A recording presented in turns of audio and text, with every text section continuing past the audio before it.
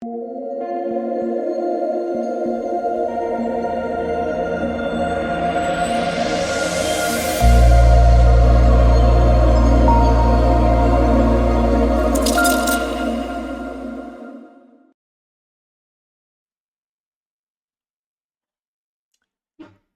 in pain, guys.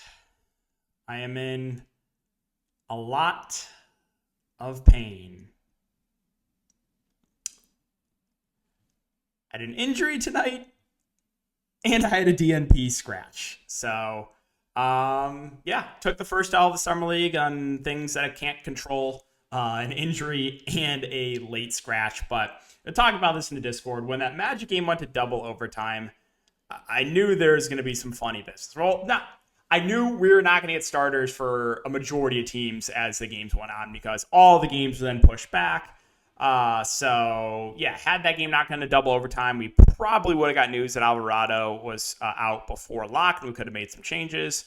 But, yeah, so just got bad luck, really. Because I was about a little less than 30 points out of the cash. Where is the cash here? About 30 points out of the cash. And I had an injury to Saban Lee, and Alvarado did not play. So, if Saban Lee doesn't get injured and Alvarado plays, I'm probably, I don't know, right around money line or so for tournaments. I don't think it would have been a massive night. And I did move some stuff around too, and I'll talk about that really quick. So, Keon Johnson was not someone I loved, but once Saban Lee got injured, I knew it was going to be relatively tough for me to cash in tournaments with a guy with an injury. So I got off Chalky Chet, like a 90% owned homegrown Chet, just going for like 5 steals and 5 blocks. Like, oh, okay, cool. But yeah, I had to get off him because I had to, go to guys with lower ownership. Tillman, Memphis just got destroyed. They got absolutely destroyed. And none of the main guys played in the fourth. So it wasn't like he was going to have an amazing game, but given that fourth quarter, he goes for over 20 plus easily. Would have been like an average game. Carey played like 2 minutes, barely played. Washington ran a very big rotation. Christopher was good, had a really solid game. Najee Marshall started slow, but salvaged. Then again, Alvarado, DNP.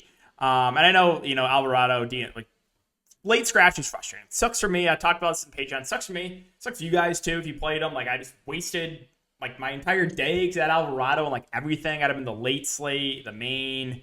So just, get my shovel out and just put, majority of my profits in the first couple days, put that right into the fire because of an injury and a late scratch. But, like I said, they suck. If you guys played Jose Alvarado, you just retweet this tweet, give it a little bit back. $25 giveaway to anyone that retweets this. I'll pick a winner tomorrow. So again, if you had Alvarado, just retweet this. Trying to give a little bit back because I know what it sucks for me. It sucks if you played him too. So this will be a relatively shorter video though, just because my body's telling me I need sleep. I haven't slept much the last couple of days, so I'm gonna try to get to bed early. So this will be a quicker breakdown. We got 4 games on the main slate. Again, if you enjoy, though, just make sure to like, subscribe, hit the notification bell, all that good stuff. So Denver and Cleveland's the first game here. On the Denver side, you saw Braun and Gillespie both play pretty solid minutes of around 30 each. Braun at 9.2K had a decent game. A guy that, again, the Draftkings doesn't have the stats up here yet, but Braun had a solid game. Gillespie won for 4 steals and a block, but a guy that, can contribute in a lot of different ways. He is only 4.8K. I think it looks pretty good. Porter started, only played 14 minutes. Watson was solid at 7.6. Let's see. Was there anyone else I wanted to mention here? Mitchell started. He played low mid-20s minutes. He's only 4.4. I think that's viable. On the Cleveland side, so Ochai Abachi played a ton. He played 33 minutes, 9.5K. He stands out as a pretty good spend up. A guy that is going to chuck the ball when he's out there. Mobley had a pretty bad game, only played 25 minutes. I would assume he bounces back, that being Isaiah Mobley at 9.3. Travers at 7.9, again, kind of just there for me. Nemhard had a really good game playing the point at 6.8K, but I would say kind of an outlier performance from him. Still think he's a decent option there. Cam Young off the bench is a guy that will come out and chuck the ball, so a little bit interested in him for tournaments. And then Amar Sila. Don't know exactly how to pronounce his name. He started the 5, had a phenomenal game. If he starts again, definitely someone we can get to for value. Golden State and San Antonio. So on the Golden State side, we got news that Wiseman's going to play. Now, how much he plays is kind of up in the air. So we'll keep an eye on that and info for Wiseman. Kuminga and Moody, assuming they play, they're obviously in play at the very top. Kuminga had an awful game last game. Moody had a phenomenal game. So if they end up playing, we'll see what the ownership comes in on those guys. Value, not a ton. Witherspoon's fine. He started the point last game. McClung at the flat min price if he starts again, definitely in consideration. On the San Antonio side, so Primo, definitely in play at the top there. Didn't have the best game, but it salvaged in the fourth quarter. Branham, Wesley, 2 rookies, both played a good chunk of minutes as well. I think they're both solid options. Cheaper end guys, Barlow, Day, split the center minutes. They're both viable values. Moving on to Minnesota and Memphis. So it was Josh Minute. I think that's how you pronounce his name. Again, I might be mispronouncing that, but he had a really good game, double-double, 9.1K. Definitely in play there at the top. Let's see. What else was... there wasn't really a ton else in Minnesota. McCormick started at the 5. I think he's a fair value. I guess we'll just keep an eye on starting lineup again for Minnesota. But they're really outside of Minute. No one really had an amazing game. On the Memphis side, so... again, they got absolutely destroyed tonight, but I would think they bounce back, assuming all these main guys play. Like Williams, Tillman, Aldama, all look good. Zaire Williams, probably the guy will be doing a good chunk of that ball handling. And Tillman, Aldama, the bigs, both sub 7K price points. You would assume they play mid to high 20s minutes.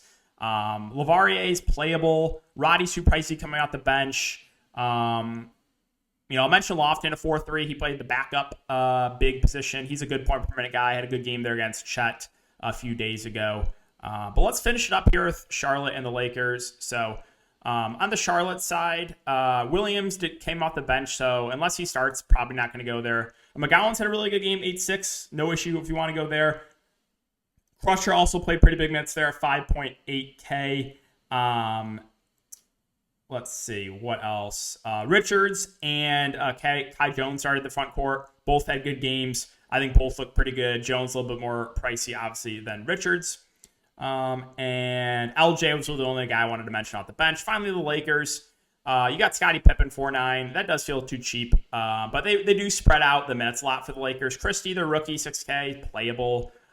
Jay Huff missed last game. We'll see if he's available for this game.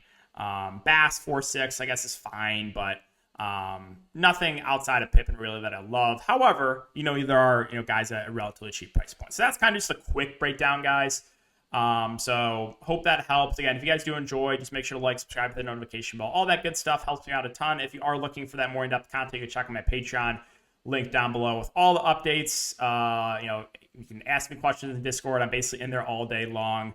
Early slate breakdowns as well. So again, if you're interested in that, check it out. Link down below. But that'll wrap it up, guys. Good luck, and I'll see you all in the next video.